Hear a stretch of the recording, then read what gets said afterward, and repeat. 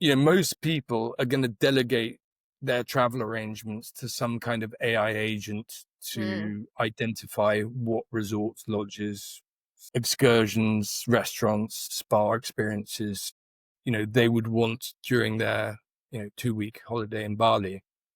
And that, the AI agent will go through all of the millions and millions of reviews and align those with the huge data that it has already on your personality, your preferences, your orientation, your spiritual belief, your exercise regime, and will identify an itinerary which is curated specifically to your preferred environment, right? And once that happens, I think what will happen is that basically birds of a feather will flock together, and that the people who have similar interests will end up in the same place. So you'll have a stronger sense of community within these destinations, simply because, a guy in Frankfurt has a similar interest to you, and that AI recommended that you stay at, Playa Viva, and you'll meet the kind of people you want to meet at Playa Viva. And then the notion of a travel brand becomes something quite different. Every great travel journey begins with a question. Where to next? And how do we protect what makes it beautiful? Welcome to the Conscious Check-In, the podcast where sustainable hospitality, unforgettable travel, and bold conservation stories collide. I'm your host, Amy Wald, and this is your Conscious Check-In.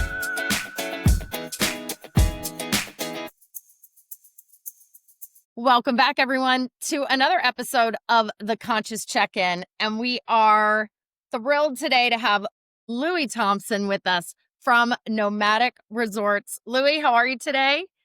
I'm really well, thanks, Amy. Thanks for having me. It's a pleasure to be on the show. Absolutely. And you are calling in from Mauritius, somewhere we don't even, we could find it on the map if we tried really hard. It's actually just behind your head. Behind your hat, just above the brim. You've just covered it up.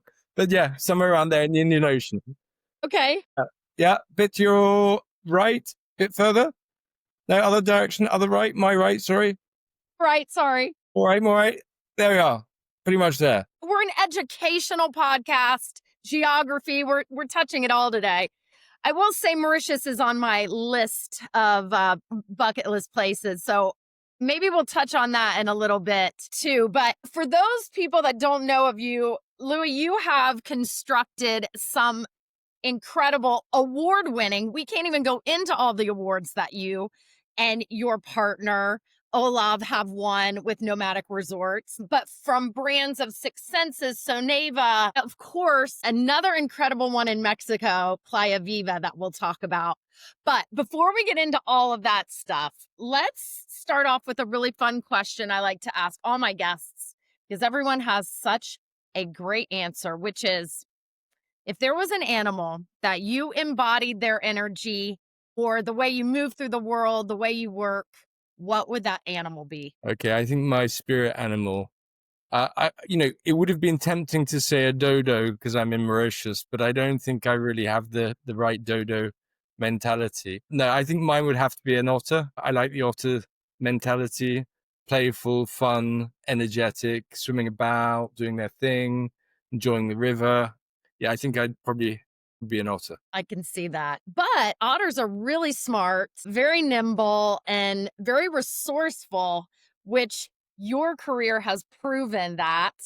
So let's get into it, Louis. Let's talk. You kind of, I don't want to say fell into this. Obviously, if you didn't have talent, it wouldn't have worked out. But take us back to how, you were working in hospitality and then, Nomadic Resorts came to fruition. Yeah, it's a bit of a funny one. It's the whole story is a little bit strange. Originally, I didn't study architecture or landscape architecture or hospitality either, actually. I studied French and European politics, but I found it terrifically boring, my degree. And I'd always wanted to be in the hospitality industry. So after my degree, I did a French BTS, which is like a French hospitality management diploma. And to cut a long story short, I got recruited by a guy called Sonu Shivdasani, who's the founder of both Six Senses and Soneva, largely because it appeared that we had a very, well-aligned perspective on the future of the hospitality industry. I'd done a kind of eco lodge, a zero carbon eco lodge as my hospitality management project.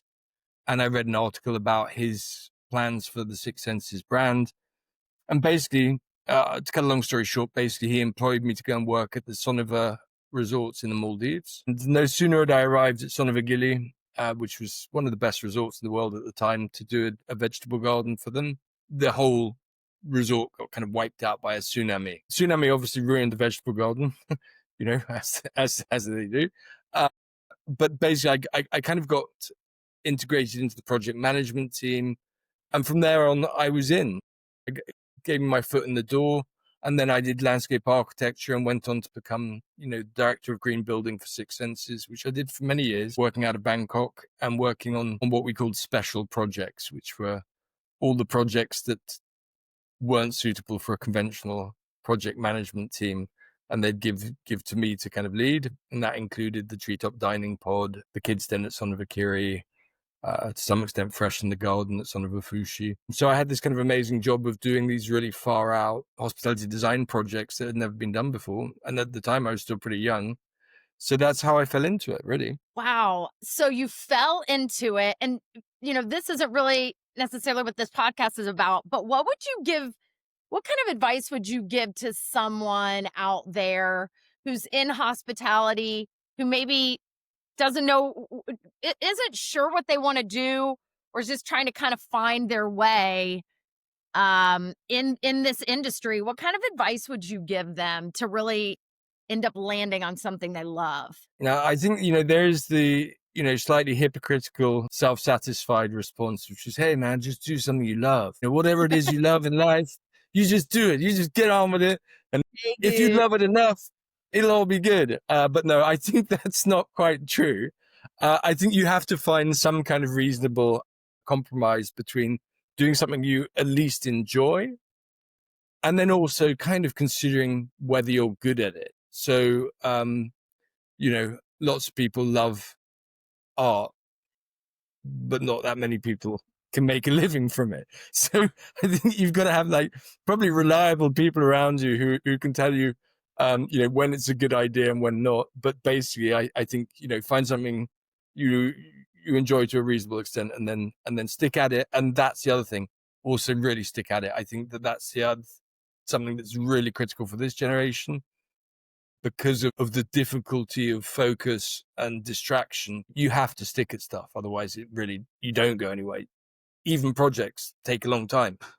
Sonavakiri took me 6 years to complete that project. I was on site from the moment I set foot on the site to the moment I left was 6 years. So whatever it is you're doing, you're going to have to stick at it. I think that's really great advice because you're right. It's like the two things right now, distraction, but we hear so much. It's like, we live in a culture that people make it seem like you can get things up and running really quickly. And it just doesn't have good things take a while. There's a reason that saying is out there. And you have to make sure you're good at it. That's another really great. So as for feedback, but let's get into the nitty gritty of your work. I mean, bamboo is a very prolific, tree, not a plant. In other parts of the world, maybe not necessarily here in the United States, and we may see that changing, but I don't know based on if it's an indigenous plant. We'll maybe get into that too, but talk to us about why bamboo. Okay. What is it about bamboo that makes it the perfect solution to a lot of these problems, environmental? On your website, it says that these structures are nature positive and that it supports local economies, enhances guest experience, and regenerates ecosystems. So why does bamboo do that? Okay, so plants have different spirits and different ways of existing in the world. I think that there's something specifically magical about bamboo for several reasons. One is it has this extraordinary growth rate. So if you take, a culm of Dendrocalamus asper bamboo, you can get culms during rainy season that might grow up to 1 meter a day. And that is real. And I've seen that does actually exist, is that you have large bamboo species that can grow 1 meter a day. So that's one thing. If you take a tree, your average tree to grow 1 meter, you're talking years. So I think there's this notion that it's a rapidly renewable resource, what we call in green building jargon. Second thing is it can be grown on relatively marginal land. So it doesn't need to have high quality farmland to be cultivated. It's hugely dispersed across the planet. So there's loads of bamboo, particularly in some parts of the world. And then it also has these sort of unusual characteristics. So, the tensile strength can be compared to steel. Compressive strength is very high. It has a sort of tremendous resilience. So, for example, after they dropped the bomb on Hiroshima, the first plant to grow was that bamboo. So it has this extraordinary variety of uses. So, for example, for a long time, they believed that the people in China, the early humans in China, didn't have the same abilities to use stone tools. And then they realized actually they just used bamboo, and bamboo decomposed within the time frame. So the flints, etc., were not visible. So, it is something magical. It's got it absorbs 20% more carbon dioxide than a plant of an equivalent size. It's a grass, not a tree. So that's another thing. And I think all of those things combined make it a really unique sustainable construction material. And it also is bendy. So bendy is good for making organic structures. So we like bendy. So we've spent, now 25 years creating unusual structures out of bamboo, and we never get bored of it. It's like a kind of it's like a bug. Once you get the bamboo bug, then you're away, and people have a tendency to really become passionate to the point of obsessed by the material. So for the listeners out there that haven't seen some of these incredible structures that you have created, because it's bendy, was that why you were able to obtain these unique shapes and different designs with it? I think, both Olev and I shared this appreciation of organic architecture from the outset. So when we first met each other, we were working on a thing called the Treetop Dining Pod, which was a treehouse design competition that I'd set up for Six Senses back in 2006, I guess. Olav won that competition with an extraordinary, simple but very elegant design solution to create this treetop dining pod with kind of based on a saprophytic fungi growing out the side of a tree. The whole thing was pretty far out, particularly back then. Now those kind of ideas are probably a little bit more mainstream. But we already had this kind of shared passion for organic architecture, biophilic design, biomimicry, and bamboo allowed us to create a lot of the shapes that maybe would be more difficult to achieve with traditional construction methodologies. And in addition to that, it was a very suitable material and cost-effective material to use in tropical environments where we were working. So you say tropical environment. So is this a plant? And I stood corrected because I wasn't sure. Is it a tree? Is it a plant? Is this something that should be planted in a place where it isn't native? Or is that something that shouldn't happen? What's your feeling? What's the consensus on that?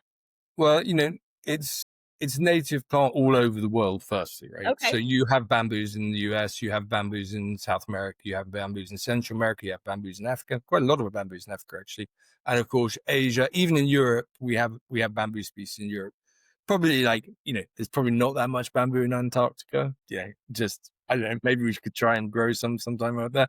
But so it is an omnipresent plant with thousands of species across the world. Not all of those plants are useful, but many are. And there's huge number of different applications, from the wooden stirrer you had in your Starbucks coffee this morning to, the t-shirt you're wearing, to the floor, the bamboo laminated floor you're walking on. There are absolutely fantastical variety of different uses for the material. So, often you'll be doing something or using something in bamboo without even really knowing about it. So I think all of those things together, make it the optimum, I guess if I say the optimum sustainable building material for the future.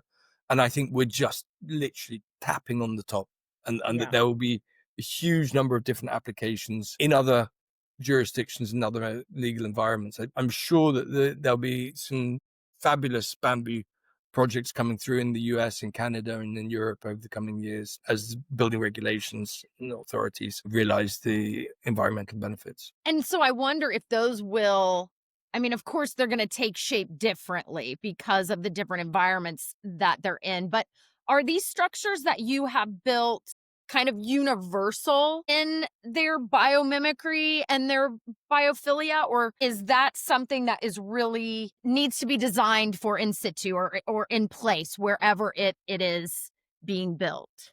Okay, so I think it's a good question. There's kind of two different answers to it. One is typically when we're creating bespoke designs for specific hotel groups, and there's quite a few, whoever they may be, that could be, Banyan Tree or Six Senses or Jumeirah or Shangri-La, whoever it may be, they will say, okay, we've got a requirement, and they'll give us a design brief explaining what they need and a little bit the background of what they want to deliver. And then we will often take inspiration from that area and what we call the genius loci, or the spirit of the place. We'll do a lot of research into, what is the vernacular architecture, traditional skills, and see if often what we try and do is we try and manipulate different vernacular traditions to create a more contemporary twist. So we did that pretty successfully, I think, at Wild Coast Tented Lodge, where we took a kind of organic form and created that out of a material that was locally available with the skills that were locally available, but that ended up looking like a very contemporary building. So there's that kind of bespoke, special design for a specific project.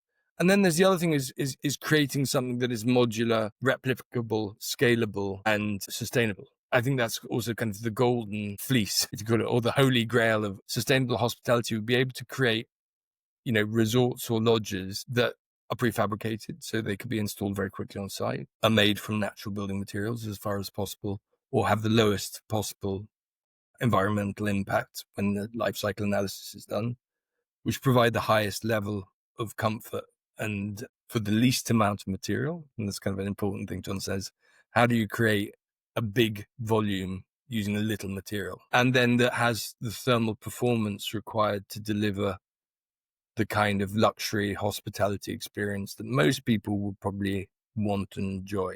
So in that respect, you can use bamboo to create modular structures. So it can be used in both. You can take something and create a modular structure which is generic and that can be used in different locations. You can create bespoke, special projects for special places, what we call genius loci.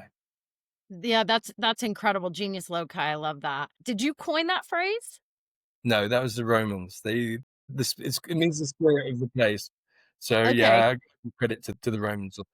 But you're making it live on. So I love that. So let's talk about, you've done so many cool projects. And for those of you that are listening to this, I want you to go to YouTube and make sure that you're watching so that you can see visually some of these incredible projects come to life. But Playa Viva was really a groundbreaking project that you did in Mexico. Tell us about that project. How did that come to life and what were the end results? Okay, so that started out really as a kind of chance meeting with David Leventhal, who's the owner of Playa Viva, and he's also the founder of the regenerative travel movement. Very cool guy. And I met him in Marrakesh at Pure Life Experiences, which is this kind of uber cool industry event where, all the cool guys go and hang out with the cool travel agents and everybody has a good. So I was speaking there about actually biophilic design, strange enough. And we got on. I met Amanda Ho as well, who worked with him. And I met, a couple of people, acquaintances in common. And then, didn't think much of it. And then a few years later, actually right in the middle of COVID, David calls me up and says, can you design, bamboo tree houses that look like manta rays jumping out of the water? I was like, yeah, actually, strangely enough, that's actually in our wheelhouse, because we'd already built at Sonovikiri, we'd built like a large scale bamboo kids den. So we kind of knew what we were doing, which is pretty peculiar for that kind of request. The trouble was it was in the middle of COVID and we couldn't go there. So we teamed up with Jörg Stamm. So Olav did the design. Olav Brun, my business partner, who's the bamboo ninja, teamed up with Jörg Stamm, who is literally the bamboo master. And they developed this relatively straightforward way of building these manta rays using a thing called hyper, which is it's a hyperbolic paraboloid, I think you call it, which is basically a roof structure that bends in two directions simultaneously. So that creates kind of even surface tension. I'm not the best person to explain it in detail. Olav would certainly be able to do a better job. But what we did is we basically kind of eliminated a lot of the other consultants and from the process, because he wanted to design and he wanted to open in 8 months. And he came to see us in like April and said, I want to open by Christmas. And unbelievably, I mean, it's very unusual in the hospitality industry. We actually designed it and built it within 8 months, remotely, and he opened in December 2021, and it was tremendously successful. It was featured in a massive article, great article actually, in Travel and Leisure. It won the Ahead Awards that year. It won the Global Ahead Awards as well. So it was a really successful project for everybody. And it's really still one of my favorites in terms of the guest experience itself, because you really are completely interacting with the natural environment. And you are experiencing fully the beachside location of the Pacific coast of Mexico, and little baby turtles going to come running out the sand any moment. It's really a magical place. And Playa Viva is a resort that was based completely on regenerative principles from the get-go.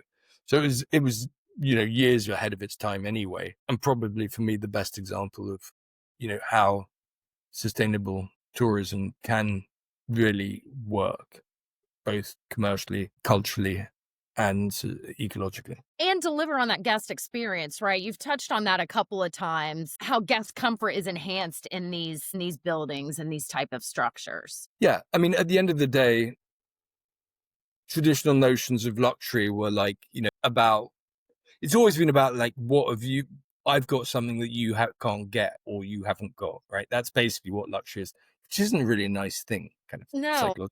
Like, I got this thing. And a lot of it was about craftsmanship previously and quality of materials. Let's take a Birkin handbag, for example, as the archetypical. If anyone could sell a handbag for $10 million, that's just insane.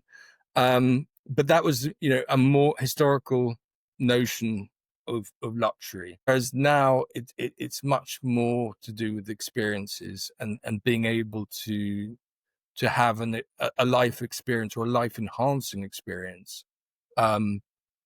that is highly unusual or very valuable in its own right. And I think, this is where we'll see the wellness travel and wellness tourism question come to the forefront, is people will travel for either specific adventure experiences, specific cultural experiences, or even specific dining experiences. And that will be the way that the industry will function in the future. And that's interesting, because as someone who is a travel nut, all I do is think about the next place I'm going.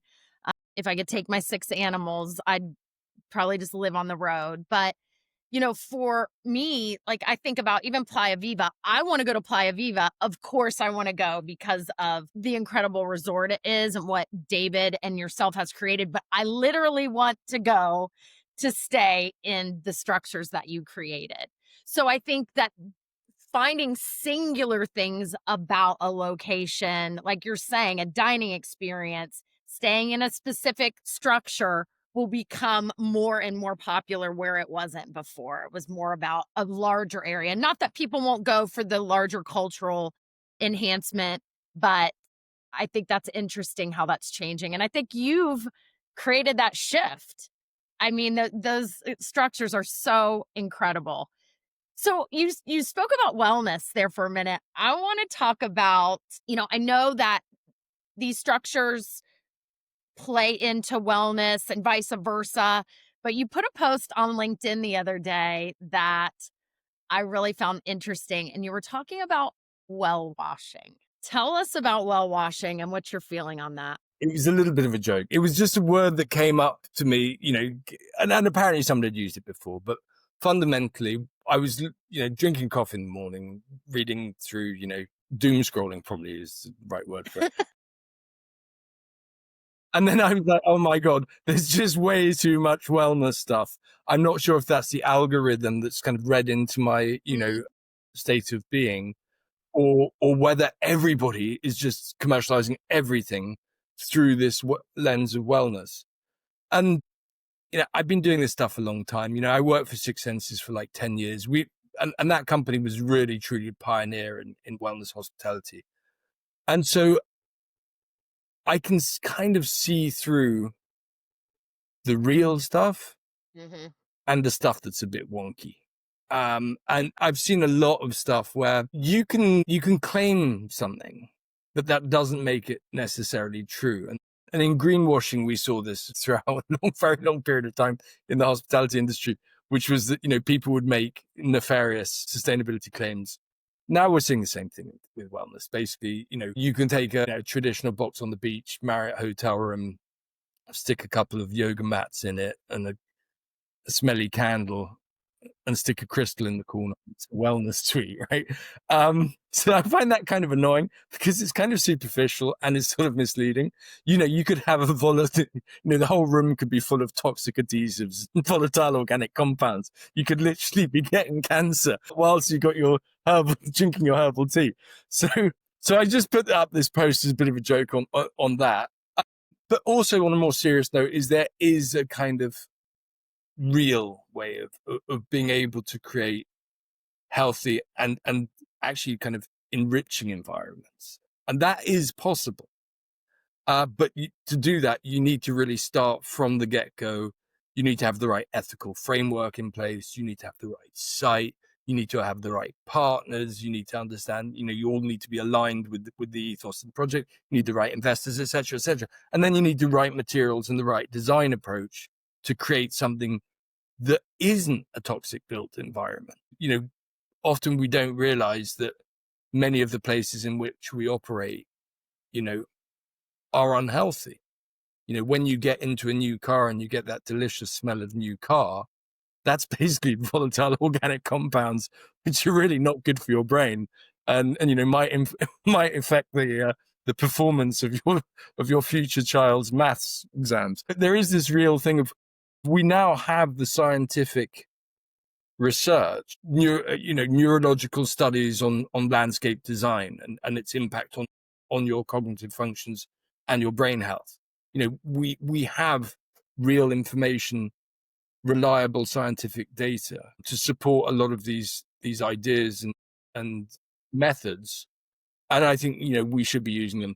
And the problem with people well washing is that is actually detrimental to the companies and people who are doing the hard work and trying to do the real projects. And that's where I suppose I was sounded like a little bit of a kind of whinging person, but that was probably the root of that slightly frustrated post. No, but I think it's important. Hospitality is so quick to jump on the next trend and then just dilute it and end up, like you said, kind of destroying it for the ones that are really doing it well. But, there's also some common sense stuff here, right? Everybody talks about branded residences. Everybody wants to, what do we all want? We all want the same thing, basically. Everybody that I know pretty much, but that might be something to do with my friendship circle. But basically, most people want to live in a healthy community of like-minded, sustainable environment with, organic food and vegetables, some nice, healthy outdoor sports, adventure activities, a healthy built environment of, attractive, comfortable buildings. Most people want these things. And this is why this notion of the branded residence is so powerful. But a branded residence is, if you're selling it as a building or you're selling it as an affiliation with something or somebody, right? That's problematic to me to some extent. So for example, a branded residence based on, Karl Lagerfeld. I'm like, I don't know Karl Lagerfeld. I don't know much about him, and I know he's got a cat, but I think that's kind of risky because you could just, human beings are fallible. So if you're living in a branded residence, articulated around specific person, I wouldn't want to live in P. Diddy's hip hop community, for example, right? It might have sounded a good idea a few years ago, but now not so much, right? Yeah. Or, the Jeffrey Epstein private islands, branded residences. You probably don't, you probably want to steer clear of some of these spaces. So what my feeling is people want a sense of community, they want a sense of a well-being focused environment, want some peace, but that can be done. That can be done. It is doable, but it needs to be done in the right way and articulated around the appropriate themes and ethical frameworks. So yeah, hopefully things will go in that direction. And as I jokingly said, all of the images of these things, you have this kind of narrative, stereotypical wellness real estate narrative, which is a whole bunch of girls doing yoga. Nobody's old. They all look really healthy. They're all wearing Lululemon leggings and, pecking at chia seeds. And, 25. Yeah, they're all 25. There's no old people and there's no kids, thank God. Perish the thought. And then, and also none of them have any problems. They all remember their printers, the passwords of their emails, their printers work. It's these kind of utopian environments, that I think can be detrimental to the potential of creating real utopian wellness communities, which I think is now a very tangible and realistic thing. AI is going to enhance many things. One of the things it's going to enhance is renewable energies, wastewater treatment, organic agriculture.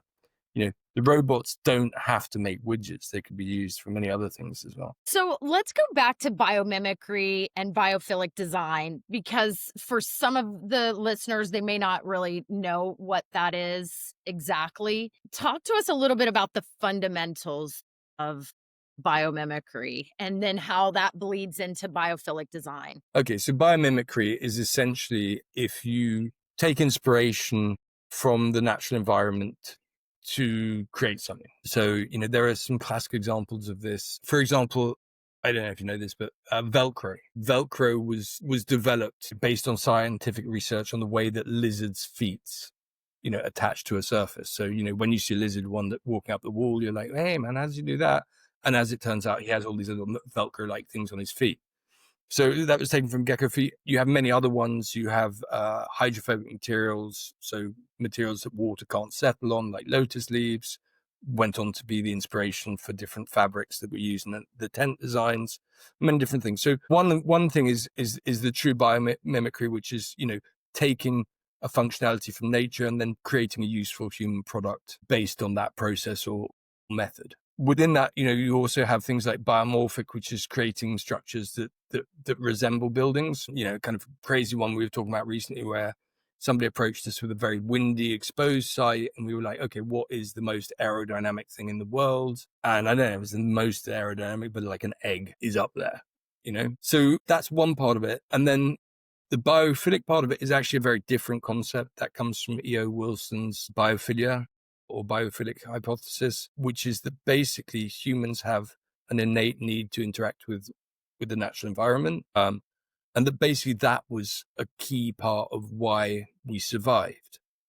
So as I often joke about is, Kurt, the Neanderthal, wanted to go out and look for some mushrooms, but Kurt wasn't very good at kind of identifying key features and characteristics of the environment.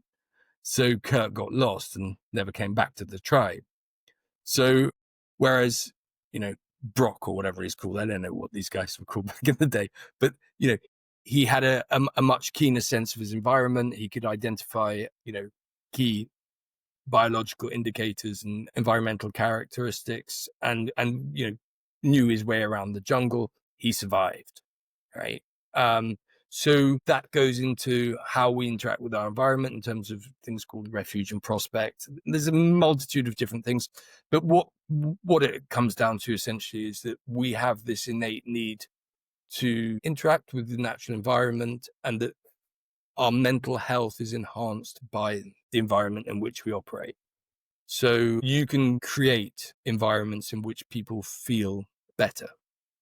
And these tests have been done on prisons and hospitals and many, many other different contexts. School children, notably in classroom design. And what they've discovered over, the last 20, 30 years is, people like Stephen Kellett, et cetera, have found that you can create environments in which, are going to enhance people's mental health. And as you know, mental health, loneliness, addiction, digital anxiety, these are big, big, big questions that we're going to have to address as a society going forward. But we need to address pretty quickly, because we can see with the children that we need to find some alternative ways of operating. Yes, very much so. So how would you advise, a lot of your projects have been in very lush tropical environments. You live in Mauritius. So if you're speaking to someone in more of an urban setting, how do they start to think about if they didn't build from scratch with these principles in mind, what kind of things can they start to do to incorporate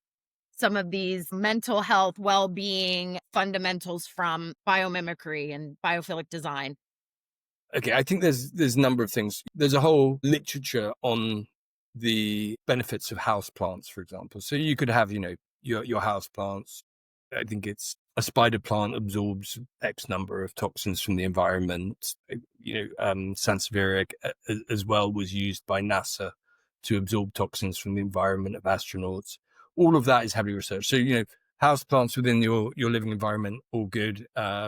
Good for mental health, good for physical health, good for environmental health, and this thing we call indoor air quality. Basically, you need to take stock the fact that there might be toxic things within your environment and try and eliminate those. I think, those might be adhesives, they might be certain types of tile, mastics, they might be certain types of plywood, which are basically off-gassing into your environment, and trying to get rid of those is probably a pretty good idea.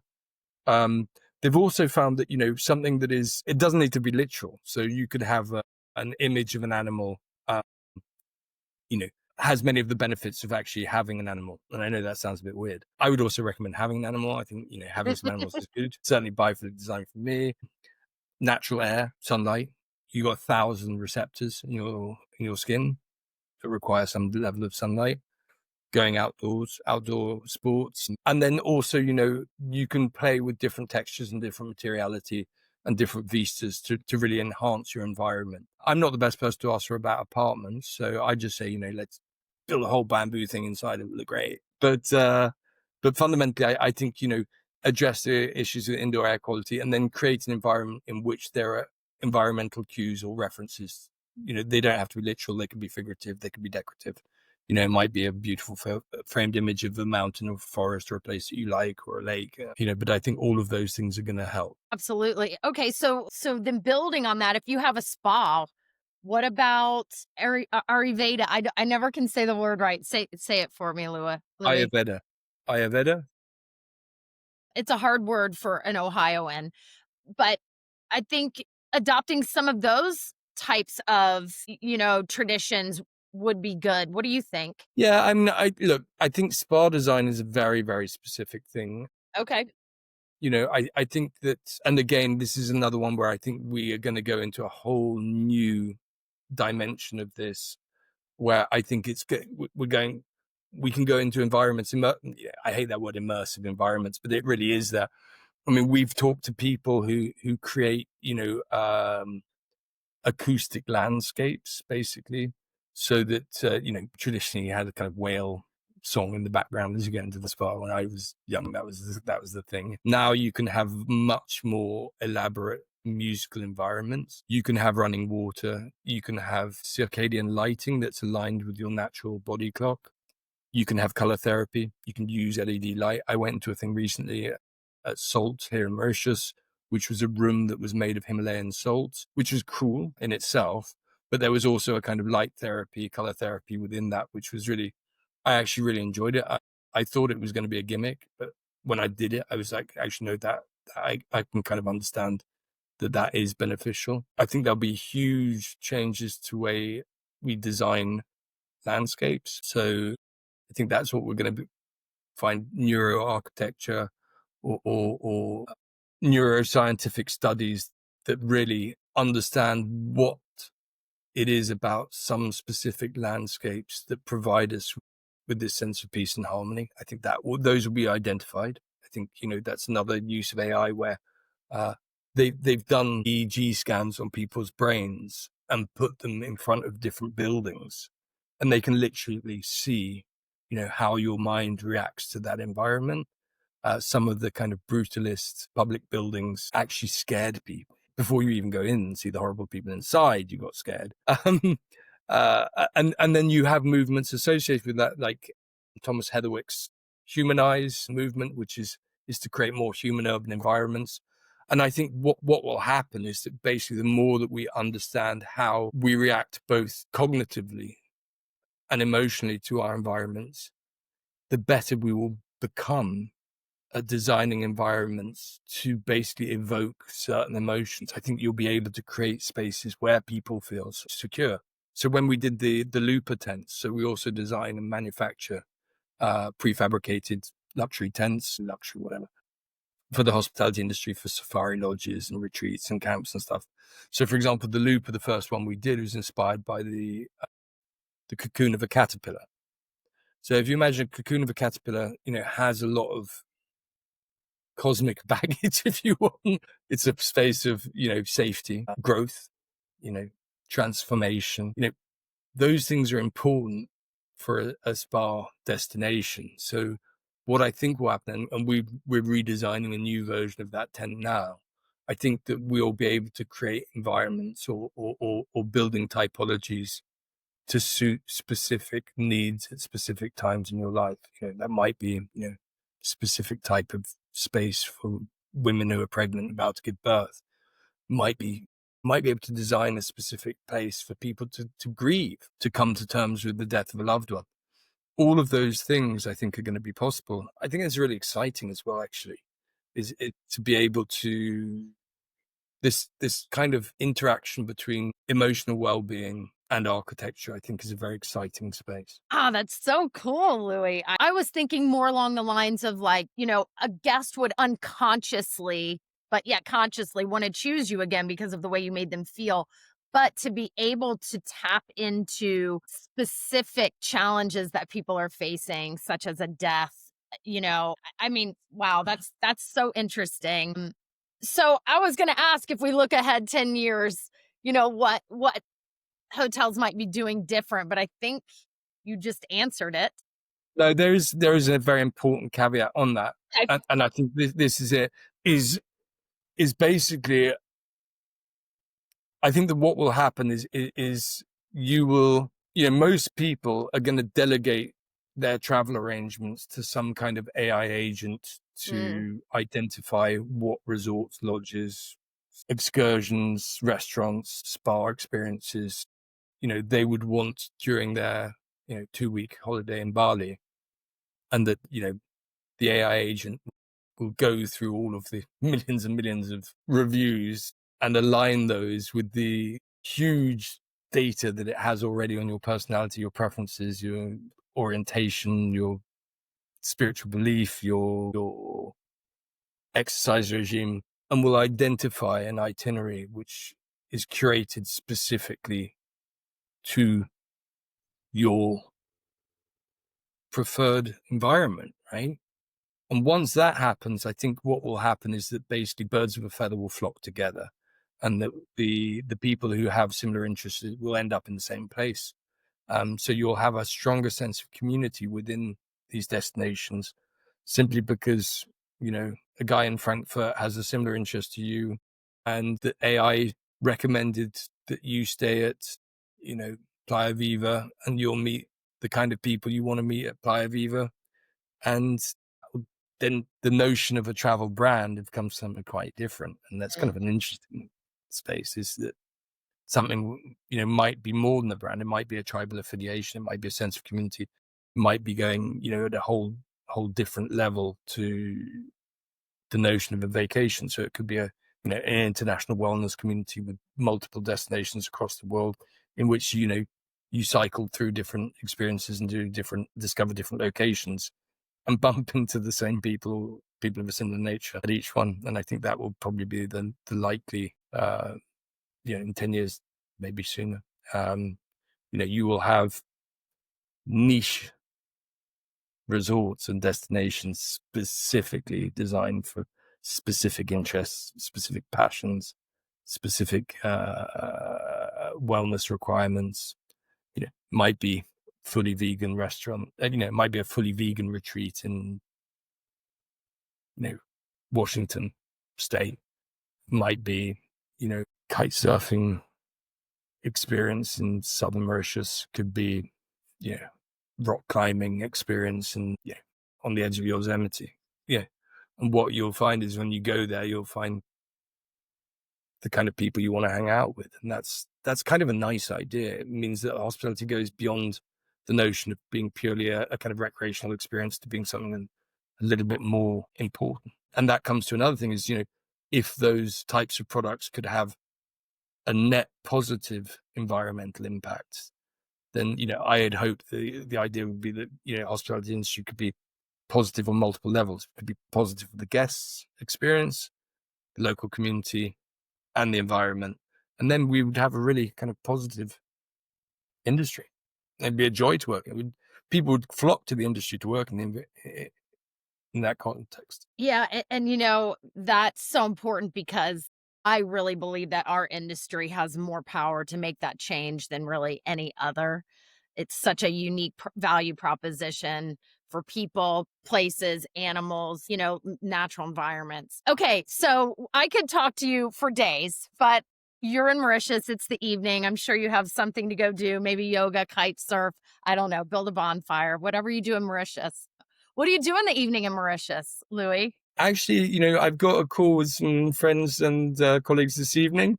I mean, I still have to do work and stuff that everybody else does, but I probably get, I'm 50 meters from the beach. I'd probably take the dogs for a walk and, enjoy the sunset. Now you're just bragging. All right, so let's wrap up with something fun. If you were building your own Louie resort, what is a signature cocktail or a dish that absolutely had to be there because it embodied you? You wanted everybody to experience it, and you just think it's so fabulous. Okay, that's cool. I am building my own lodge. So Nomadic Escapes, we're building the first Nomadic Escape in Bombouvieria in the southeast of Mauritius, which is a lodge focused on hiking. I'm a big fan of outdoor cooking. Okay. Probably a little bit more elaborate than barbecue. I like to have a big kind of earth flatbread oven, wood-fired oven. I think I'd probably cook something from my wife's island, saucisse, which is a kind of sausage stew made from these delicious smoked sausages that you can only find in this specific area of the world, and with a nice coconut chili, some rice and peas, and Creole cuisine, maybe some jambalaya, maybe I think I'd probably go full Creole, delicious Creole meal up in the mountains overlooking the valley and the lagoon. And it sounds like such a communal event, everybody can stand around outside and take part in that. I love it. Okay. Yeah, I don't believe in fancy cuisine. I mean, I do believe that it exists, but this is not really my preference. And I love cooking. So, all right, then we've really touched on a lot of this, but if you could leave, what do you want your legacy with Nomadic Resorts and all of the great work that you're doing to be when people think of Louie from Nomadic Resorts, Louis Thompson? I think I'd like people just to think that, whichever pieces of land I was given any kind of responsibility for, I left more beautiful and more diverse than when I came in. Very short, simple, but poignant. Love it. Louie, this has been an absolute pleasure. I hope you will come back. Maybe we'll meet in Mauritius. Maybe we'll meet at one of your projects. That's what I would really love to do. But I can't wait to see all of the cool things that you continue to do. Your visionary work, really, really incredible. Thank you. And thanks for spending your time with my morning, your evening with us here at the Conscious Check-In. It's a pleasure, Amy. Thank you for having me. Yes. All right, everyone. Make sure to like and subscribe so we can continue to bring you these really cool conversations. And Louie, where can everyone find you? www.nomadicresorts.com is our design company. And and then you can contact me through, all of the normal social media channels, Instagram, Facebook, LinkedIn. quite active on LinkedIn. So feel free to contact me. Louis Thompson, LOUISTHOMPSON. And we will make sure to put those in the show notes. Thanks, everyone. Hope you have a great day and you take inspiration from our conversation. Talk to you again soon. Bye-bye. Bye. That was your Conscious Check-In. Don't forget to subscribe, share, and let us know who you'd love to hear from next. Until next time, travel deeper and stay inspired.